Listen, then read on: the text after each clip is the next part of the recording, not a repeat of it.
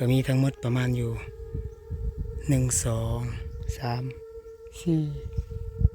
4 5หลังทุกคนนี่น่าจะเป็นเครื่องสูบน้ำทุกคนเบิ่ง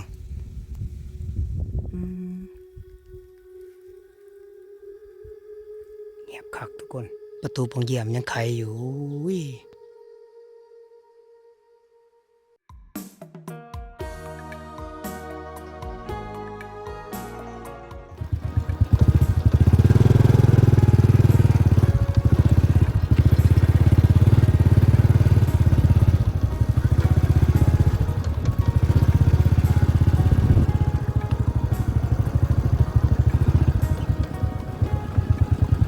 เป็นเส้นทางการเดินทางของประชาชนแถบชนบทจะประสักพี่น้องนี่เป็นเส้นทางการแบบว่านึ่งเขาไปในเมืองแล้วก็ไปมาเนาะทางเขตชนบทจะประสักส่วนมากเป็นแบบนี้พี่น้องเป็นทางถนนแดงทุกคนเบิ่งเป็นดินทรายเด้อนี่ส่วนมากเป็นดินทรายรถมอไซค์ไปก็ค่อนข้างจะยากพี่น้องดินทรายครับยังบ่ทันมีทางลาดยางเอาสิเป็นทางไปเรื่อยๆพี่น้องจนกลับเลยเนาะขอบคุณ FC ที่ช่วยเหลือสนับสนุนการเดินทางเด้อช่วยเหลือเบาเล่เนาะแต่มันลดให้กำลังใจแล้วขอบคุณ FC ทุกๆคนก็มาติดตามรับชมทางก็มีบอลแคบบอลกว้างทุกคนนี่เป็นชนบทแบบแท้ๆนะตามที่เบาเล่เคยเดินทางไปนะเส้นทางคือว่ายังบ่ทันสะดวก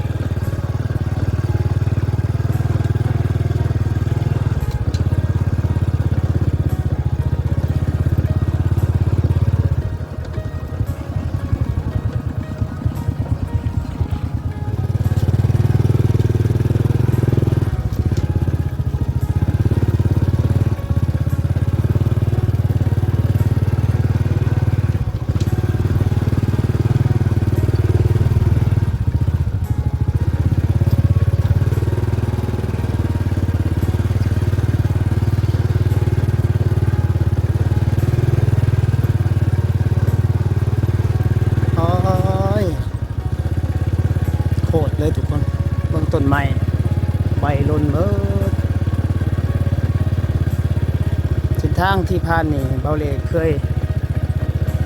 ได้ยินจากปากประชาชนได้ยินเขาเจ้าว่าทุกคนเห็นไหมมีหมู่บ้านหนึ่งพี่น้องเป็นหมู่บ้านที่บ่มีผู้คนอยู่แล้วก็เป็นบ้านแบบบ้านห้างแล้วก็มีหลังคาแบบบ่หลายหลังเขาเจ้าว่านะเราเลยกับว่าสิเดินทางไปเบิ่งลองไปถ่ายแต่ว่ามาคนเดียวทุกคนเป็นอะไรแน่นะหมู่บ้านเขาจะแล้วก็ฝากติดตามเด้อให้กำลังใจลองไปเบิ่งว่ามันเป็นแนวใดเนาะกับพี่พาน้องไปเบิ่งฝากติดตามเด้อนี่เป็นเส้นทางแบบเดินทางอะไรที่เราเลยว่าไปเข้าไปในเมืองไปการสัญจรของเขาเจ้าทุกคนไปขี่รถพาเบิ่งหมู่บ้านเป็นอะไรแน่เอานั่นทุกคนตอนนี้เบาเล่ก็เดินทางมาฮอดแล้วเนาะหมู่บ้านที่เบาเล่ได้นำเสนอไปในคลิปนะเบาเล่ก็ได้ผ่านทางมาทางนี้แหละหมู่บ้านนี่แหละแบบว่าได้ยินจากปากชาวบ้านเพิ่นเว้านะก็เลยลองมาเห็นกับตาเลยโอ้ผู้ว่าสิเป็นแนวใดเด้อก็อยากแบบว่าร้อนๆอยู่นะมันเงียบทุกคนขี่มอไซค์มาพุ่นก็มีทั้งหมดประมาณอยู่1 2 3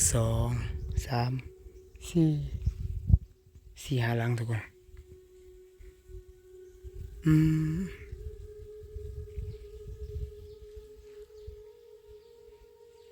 ขออนุญาตเด้อถ่ายคลิปเจ้าที่เอ้ย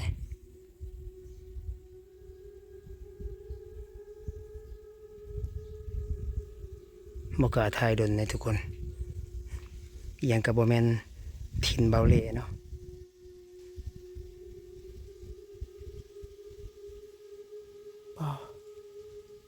ไปสิพาเลาะเบิ่งนี่น่าสิเป็นเครื่องสูบน้ำทุกคนเบิ่งเก่าแล้วสิเป็นเครื่องโปมน้ำโปมหยังไปนะสูบน้ำบ่มีไฟฟ้าทุกคน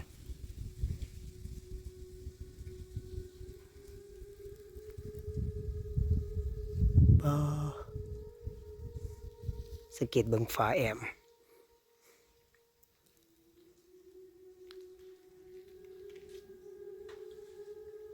นี่แหละเส้นทาง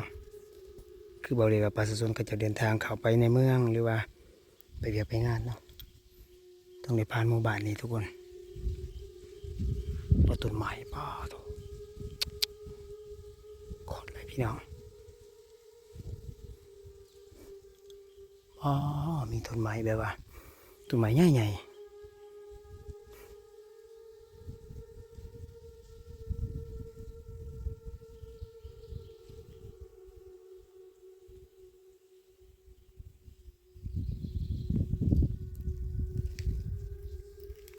นาสิหลายปีแล้วพี่น้องที่เป็นที่ห่างมาเบิ่งเขาสนิมหมดแล้ว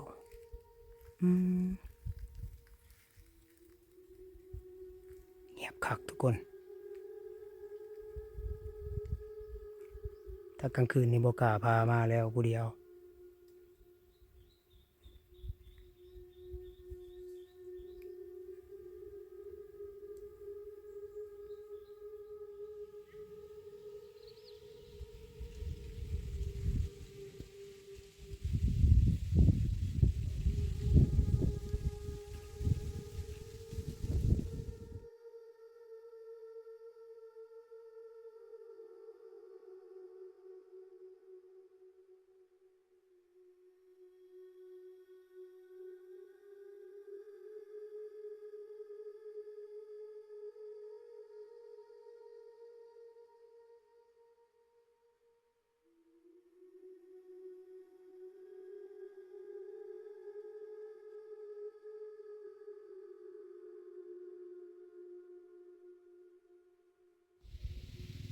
ตามคำบอกเล่าของประชาชนพี่น้องเนาะ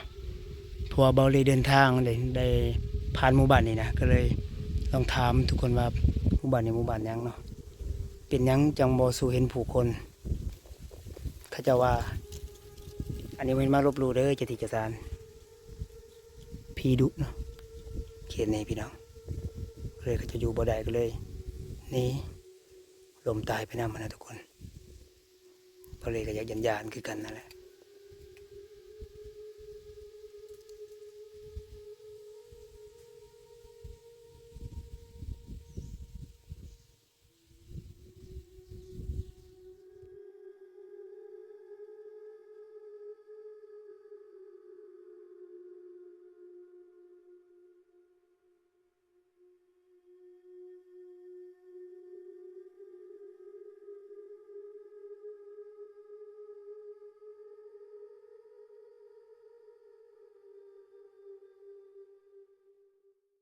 ประตูปองเยี่ยมยังไขอยู่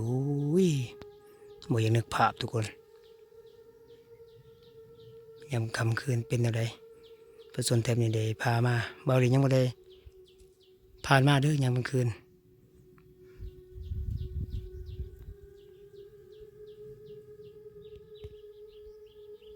กองตารางมีเปะมีแบบว่าเฮ็ดด้วยไม้อีกสังเกตเบื้องเสาทุกคนเขาจะเอาหินมาเฮ็ดตีนเสา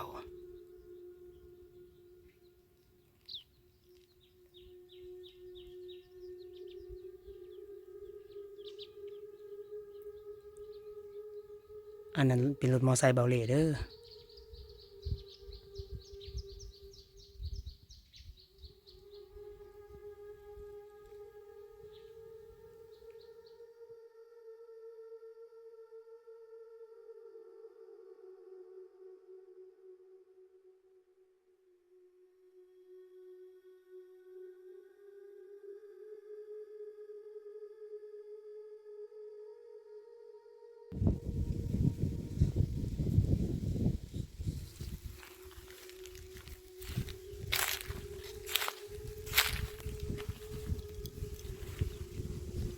ปอ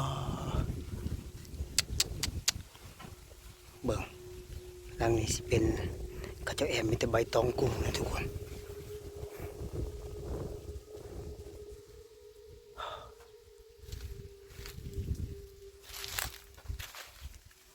นี่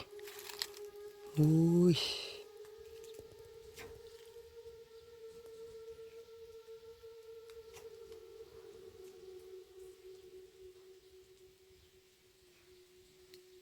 ปลาโท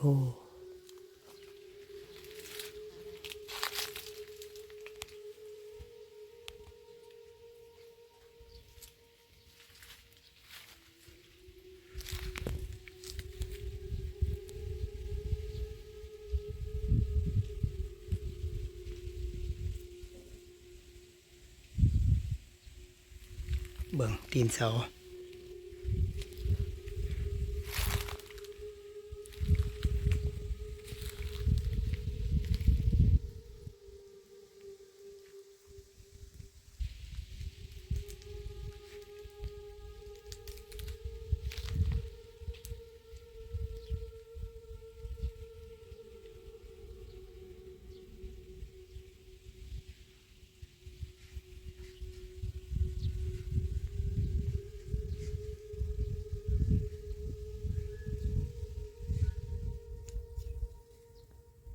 นี่ทุกคน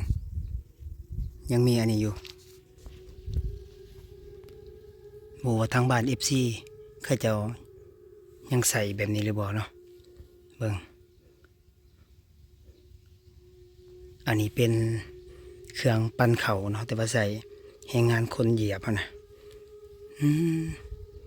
เบาเลยก็เคยใส่แต่ยังน้อยๆพุ่นแหละทางบ้านแต่เดี๋ยวนี้บ่มีแล้วนี่ยังเห็นอยู่ทุกคน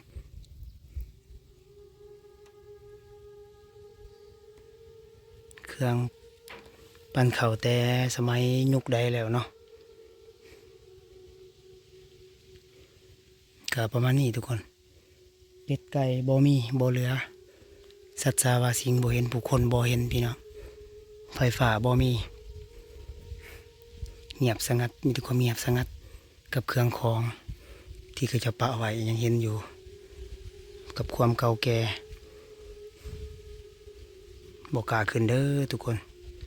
เพราะว่าเฮาก็บ่แม่นถิ่นเฮาเนาะเฮาก็ขอเข้ามาเลยพี่น้องก่อนที่ได้ถ่าย